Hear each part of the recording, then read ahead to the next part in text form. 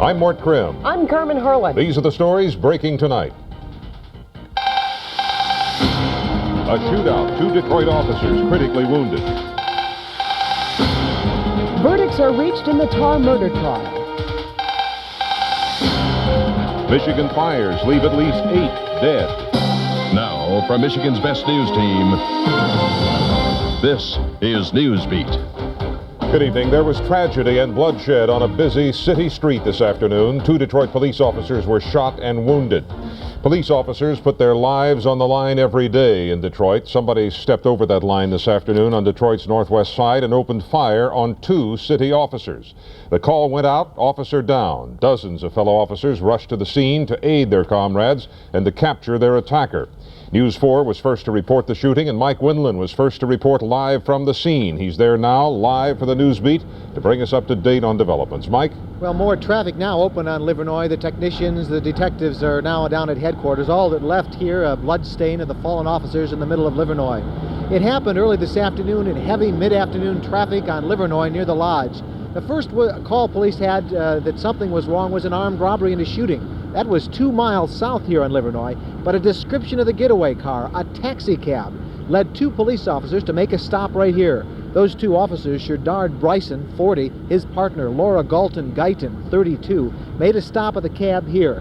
They got out of the car, guns drawn, and so did the suspect from the cab, and bullets began to fly. This is the suspect lying dead in the middle of Livernois. Original scene, 1945, Livernois. The complaint is being conveyed to Mount Carmel by Medic 3. A terrified woman saw part of the shootout. She didn't want her face on camera. I heard them arguing. I heard the commotion. I came to the window. I watched them struggle with him. He was almost away from them twice, and they got him back together again in some kind of way, freed his arm. And he got a hold of his gun and started firing on him. This is another cab driver. He heard the driver of the getaway taxi ask for help over his radio. He didn't want to be identified either. What did he say? He just said that his fare got involved with 2 officers, and he, if I remember correctly, he said he shot 2 officers, and one of the officers shot him. Called 911, that's it. The units are still arriving at the scene. No more cars are needed. The street shootout saw the female officer hit in the chest. Her male partner was hit in the head. He fell alongside this station wagon. Police stopped the suspect for robbing Nina's Boutique, 2 miles to the north on Livernois. There, he shot a customer. One of our customers went next door to Nina's because she knows Nina, and she came back over here and said someone had been shot. So the owner and I went over there, and the lady was lying on the floor, said she had been shot twice. Once in the arm and once in the side. Nina said that 2 guys came in right behind her and said, "Give us your money and your jewelry," and they did that, and they turned around and shot the lady, and they left in a cab. Now, homicide detectives believe only 1 suspect was involved in this after all. There was a report that 2 were involved, but police now believe it was just 1. He is dead. His identity has not been identified. He's not been named. Police still taking statements. They're also talking to the cab driver of that getaway vehicle. He is down at headquarters right now. The 2 officers were told in critical condition. Again, their names, Sherdard Bryson, 40, and his partner, Laura Gallman Guyton. She is 32, both from the 12th Precinct. Back to you, Mort. Mike, had these officers been called to the scene because of that robbery, or did they just happen by? I wasn't real clear on that point. Excellent police work by the officers. They had a description of that taxi cab. They saw that cab. They made their stop right here. Good police work, and it just shows you again how dangerous it is out here in the streets answering those kind of runs. All right, thank you, Mike. The emergency room of any big city hospital can be a place of frenzied activity, but when wounded police officers are the patients, the sense of emergency seems to be heightened even more. And Carmen, both officers were rushed to Mount Carmel Mercy Hospital on the city's northwest side, and you have more on that. More, the 2 Detroit police officers are fighting for their lives at this hour. Both are listed in critical condition. A woman believed to be an employee at the boutique is in temporary serious condition with gunshot wounds, and the alleged suspect was dead on arrival at Mount Carmel Mercy Hospital on the city's northwest side. That's where Bob Bennett is standing by with this live report for the Newsbeat. Bob? Well, Carmen, it's been rather busy here at Mount Carmel Hospital. A lot of people dropping by to try to see the officers, fellow officers, and of course members of their family. Most of them can't because the officers are in recovery, the recovery section, after undergoing surgery. About an hour ago, we got this latest update from the hospital. We have 2 officers, a female officer who received a gunshot wound to the chest. She underwent surgery and she's currently out, but she still remains in critical condition. The male officer sustained a gunshot wound to the head. He also is in critical condition, but he's through surgery. We received also a Jane Doe with a gunshot wound to the arm, and she remains in temporary serious condition. John Doe was brought in dead on arrival. The hospital also told us they don't plan to issue any more updates this evening unless there's a drastic change in either officer. Bob, what are the chances of the 2 officers surviving, given their injuries? Well, doctors are being very cautious about that. As we reported, the male officer was struck in the head with a gunshot. We were also told he was struck in the stomach by a gunshot, and he fell and apparently was pinned for a short time underneath a passing car. The female officer struck in the chest. Either wound, could both be very, very serious. Executive Deputy Chief James Bannon was here at the hospital for a short time this afternoon, and he said at this point, we can only hope and pray. All right, Carmen? Thank you, Bob. News 4 will continue to follow this breaking story. We'll have a complete wrap-up and any new developments coming up on News 4 at 6 o'clock. And the verdicts are in tonight for those 2 Oakland County teenagers charged with murdering Glenn and Wanda Tarr of Rochester Hills late last year. Separate juries heard the cases and began deliberations yesterday, but both returned verdicts within minutes of each other late this afternoon. Dennis Edwards kept a vigil at the Oakland County Courthouse. He's there live for the Newsbeat with the decisions. Dennis? Well, more just about 30 minutes ago, an Oakland County jury found Joseph Passano, the 17-year-old co-defendant in this case, guilty of 12 counts, including murder, robbery, and abduction. They also found him guilty of 1 count. One of those 12 counts is second-degree murder. Earlier in the afternoon, Bruce Christopher Michaels, a 16-year-old co-defendant as well, was found guilty of 16 counts of first-degree premeditated murder, first-degree murder, armed robbery, and so on. It has been a grueling time for the family of the Tarrs. Right now, we have one of the family members here. Ms. LUSCOMBE, would you come in? Has agreed to do an interview with us. SHERRYL LUSCOMBE is the daughter of Wanda Tarr. What do you think at this point? How do you feel about this verdict? Oh, I couldn't be more than pleased. We've been worrying and praying and holding together as a family here and coming here every day, and this is what we wanted. This is the outcome we wanted today. You have one more thing you want to do to honor your parents at the site of the murders. What is that? Right. At some point in time in the very near future, we will get one of the detectives to take us to the murder site, and we will place roses on the places where our parents were murdered. Thank you very much. That is SHERRYL LUSCOMBE, daughter of Wanda Tarr. Now, these convictions that we're talking about carry possible life terms, particularly in the case of Mr. Passano. He had pleaded guilty some time ago to several other charges, but not the murder charges. Today he was found guilty of those charges. Michaels is in a different situation. The judge will have to have a hearing as to whether he will be sentenced as an adult. So this isn't the end of things right now, but the verdict has been reached, both found guilty on multiple counts of murder and robbery. Mort? Dennis, what about the defendants' families? This had to be extremely excruciating for them.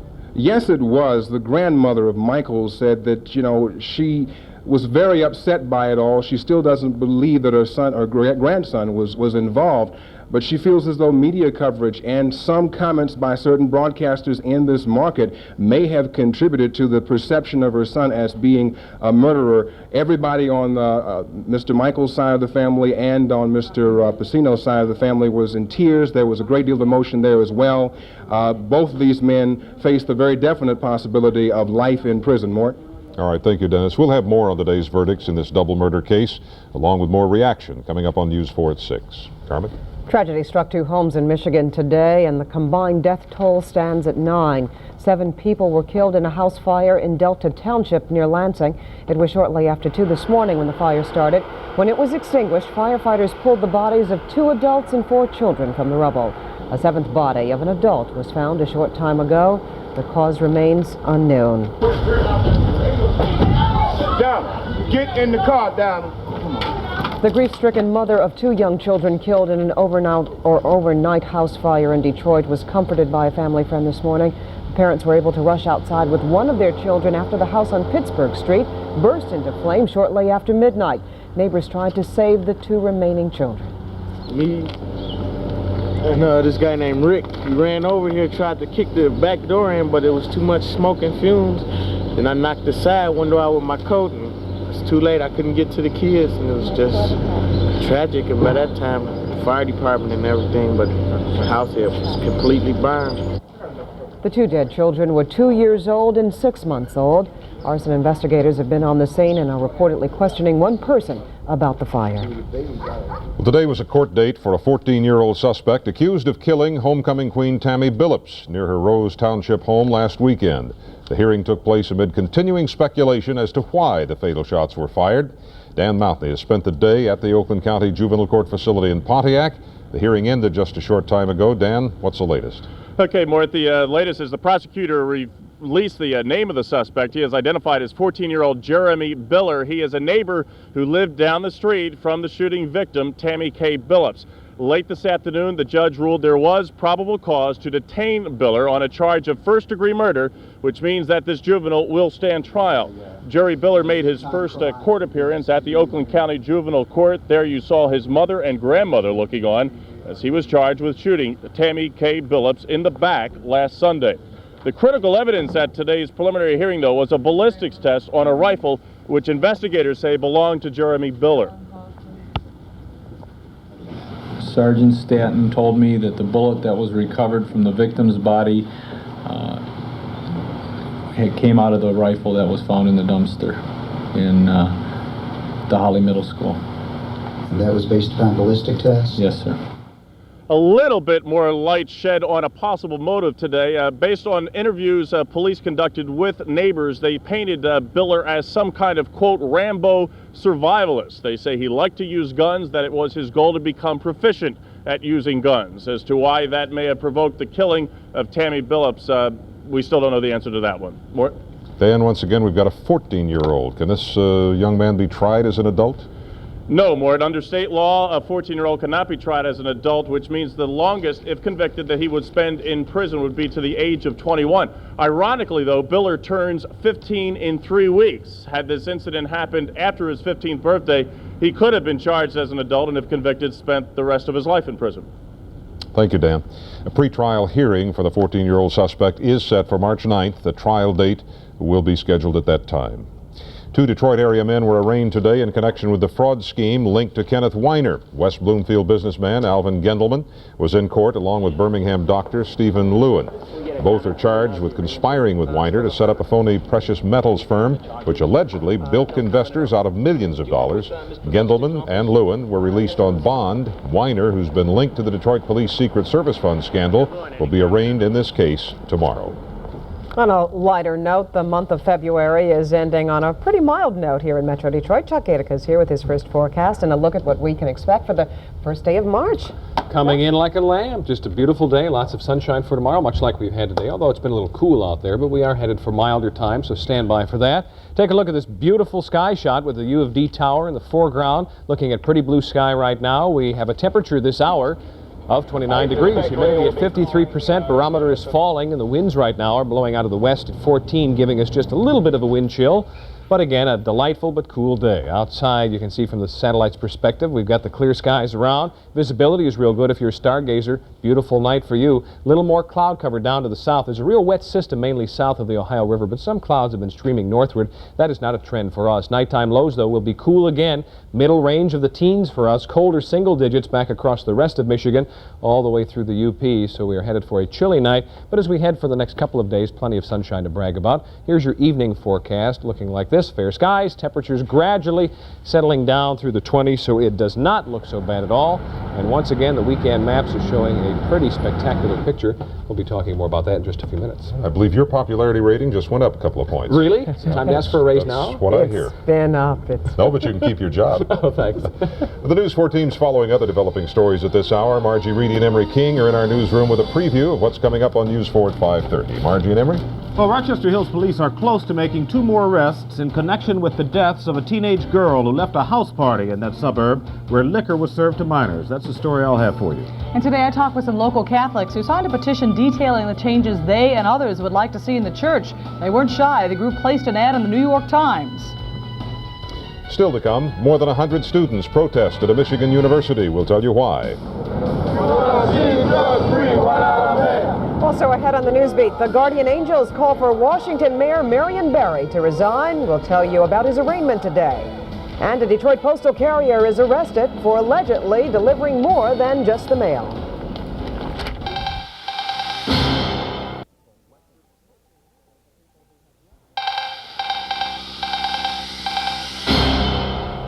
Good news today for people who have loved ones at a Pontiac facility for severely ill patients. The government has decided not to terminate Medicare funding for the Oakland County Medical Care Facility. Earlier this month, the facility was sent a letter saying it was not in compliance with social service guidelines. The problem has been fixed, and today the facility learned it would not lose Medicare funding. Well, the sixth time turned out to be the charmed one today for the Space Shuttle Atlantis. After the longest countdown in shuttle history, Atlantis streaked safely into orbit just before 3 o'clock this afternoon.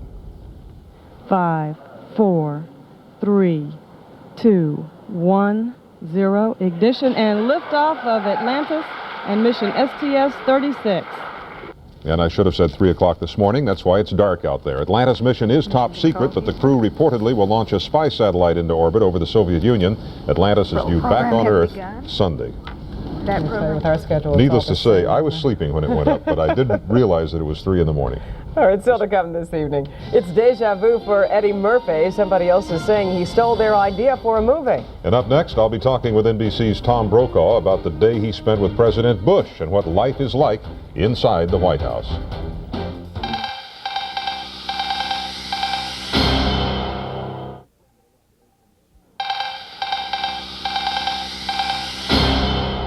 Tonight, we'll all get a look at the nation's highest office close up.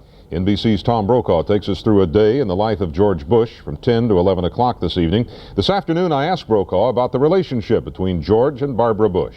They are very much at ease with each other, but then they've been married for 45 years. They have 5 children, and they've moved, I think, 29 times. So these are two people who have spent a good deal of their life together, and it comes through that they are at ease with each other. Tom, George Bush was plagued during the campaign with this wimp image, and we've seen him now transformed, at least in the public mind, into something of a macho man. Having seen him close up and watched him operate for a day, which is the real George Bush? Well, I think that the real George Bush is not necessarily John Wayne Macho Man, but certainly not a wimp as President of the United States either. He didn't sit around waiting for his marching orders from John Sununu or from Brent Scowcroft. He ran the meetings that we saw. And I think that I've been at this business long enough to know when a man has a kind of command of himself. I one time had occasion to ask President Reagan at a White House lunch if he missed acting. And he said, "Mort, what do you mean miss acting? This is the greatest role I've ever played." And he clearly enjoyed the presidency. Does George Bush enjoy the role? Yeah, I think in a different way, though. I think that Ronald Reagan enjoyed it for the majesty of it, for the opportunity to carry out what he saw almost as a crusade to set the country on his ideological course. He was not much interested in the detail of governing. George Bush, on the other hand, is very much interested in the details of governing. He is also a man who has strong political points of view. They're not quite as ideological as Ronald Reagan's, and he likes the process. He likes to mix it up with members of Congress and get things done. And Tom Brokaw told me he spent time with the Bushes inside their private family quarters. His complete one-hour special, A Day in the Life of George Bush, here on Channel 4, tonight at 10 o'clock. Be there. Do I have a choice? All right. Well, you'll be busy working on the 11 o'clock news, but we can sneak a little peek in the background. Okay. Sure. Thank you, boss. Still to come on the Newsbeat, we'll find out what kind of weather we can expect here in the Metro Detroit area. Hey, sarcasm. GADICA is gearing up his forecast in Weather Watch 4. We'll be right back. More of the same is what it looks like, Morton Carmen. They only add a touch, a little bit better temperature going up. Stay tuned. Oh, what a gorgeous day in Detroit. The sun came out and everybody's spirits brightened up. It was not a bad day at all. Can I watch that special tonight, too? I thought she was going to say, what a gorgeous tie. I'm really hurt. We get him every once in a while. He deserves it, doesn't he? You guys can pick up your own dinner check doing tonight. that to me. Okay, take a look at our weather kid for the day. Kateri Lorenz of St. Clair Shores gave us this one. This is from a 5-year-old girl. Isn't that nice? Now, that looks sort of like the first robin of spring. The orange is in a little different place, but you just have to use your imagination. Very nice picture. Well, I mean, or that blue jay, right? Blue jay, first blue jay of spring. Outside today, long and short of it. Thank you, Kateri. 31 the high, the low 17. Normals are 37 and 21. And on the hour, here's where we go. Partly cloudy, 29, humidity at 53%. Barometric pressure this time around is falling from 30.48 inches of mercury, and the winds are west at 14, making it feel like it's 9 degrees outside. Big picture across the Great 48, rain again across the Mid-South. A few little lingering showers back out across the southeastern U.S. and the eastern coast of Florida. Snow across the Central Plains where that moisture is hitting the cold air, but for us, spectacular sunshine, little cool stuff back in the northwest. Weather watchers on the hour. Flint right now at 26, Lansing 27, Toledo 31. Over in Salem, Tim Klinger's house, Klingler, 27 degrees, 25 in Detroit from Arlene Lazinski, and Sterling Heights Way, Neil McQuinn has 29 on the hour. Everybody pretty close. You see the satellite picture, lots of fair sky for us. Some clouds to the south. Again, there's a little snow in the Central Plains, a lot of rain down south. Very heavy amounts, 2-3 inches of water in some places down there, and we know all about those driving rains around here, don't we? High pressure's coming in now. This is again a very large ridge of fair weather giving us the sunshine today. It's going to last really through much of the week. A little storminess down to the south with the rain and the snow, a little front arching its way over toward the eastern seaboard. But tonight, fair sky. It will be cold. We're talking about a low in the mid-teens, but tomorrow we should rebound nicely back into the 30s, and we still have a few 40s on the weather map to deal with. Nighttime low specifically down to 16 for the city of Detroit. Muskegon 10, Marquette getting down to 1, and again, stargazer's delight. Beautiful clear sky. Visibility on the hour at Metro is 15 miles, 20 miles at City Airport, even though there's a little scattering of cloud cover up about 18,000 feet. That's going to disappear. We're headed for a beautiful evening. Here's your forecast then. Looks like this. Down to a low of 16, clear but cool. Southwest winds at 5 to 10. Daytime tomorrow, the high heads for 38. That is seasonably cool for this time of the year. And again, lots of sunshine to brag about as we then head for the day on Friday. More sunshine. The high gets near 40. Extended forecast picks up with Saturday. Looks like this. We go to about 36 degrees with partly sunny skies. By Sunday, up to 40. And by Monday, there we go, 44 degrees and partly sunny. So just keep on enjoying pleasantly boring weather. Mort, Carmen? We can take that kind of boredom any day. Thanks, Chuck. Margie Reedy and Emery King are next with News 4 at 5:30. Mort and I will be back at 6 with more on the shootout in Detroit today that has left 2 officers in critical condition. And we'll tell you about a tragic fire outside Lansing this morning that killed 7 people. We'll also have more news for Allen Park, Taylor, Hamtramck, and the rest of southeastern Michigan. Now, News 4 at 5:30 with Emery King, Margie Reedy, Bernie Smilovitz, and Chuck GADICA. Good afternoon. Coming up on News 4 at 5:30, several Michigan priests broke a papal taboo today. And some interesting things you may not know about the human body. But we begin in Rochester Hills, where police are stepping up drunk driving laws, enforcement, and looking for ways to cut down on teenage drinking at weekend house parties. They say at least 4 or 5 such parties are being held each weekend when parents are away. Now, police say they know who was responsible for supplying a keg of beer for at least one unsupervised party. It was held earlier this month. An automobile accident involving a group of youths who attended that party resulted in the death of a Rochester high school student. A number of our parents are willing to leave town and, number one, not know specifically who's going to be watching the house and if there's going to be a party or not. Police say that's what happened at the Essex apartment complex on the night of February 3rd. A party attended by 30 to 40 youths at the home of 17-year-old Deborah Luther. Her mother was not home. Police believe a keg of beer was